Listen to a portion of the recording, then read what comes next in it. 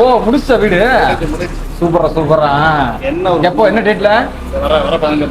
ஓகேடா வந்துடுறேன் கண்டிப்பா வந்துடுறேன். அவ்வளோ செலவாயிருச்சா? சரி செட்டில் ஆயிட்டு அப்புறம் என்ன அது முடிஞ்சது மாப்பிள்ள புக் பண்ணியாச்சு. கொஞ்சம் வேலையெல்லாம் இருக்கு முடிச்சுட்டு தீபாவளிக்கு வச்சிருவோம். நான் கூப்பிடுறேன். ஃபேமிலியோட வரணும். கார் ஒன்று புக் பண்ணி வந்து நாளைக்கு வருது அது பாரு. சரியா நானும் வீட்டை முடிச்சு கார் எடுக்க போறேன்.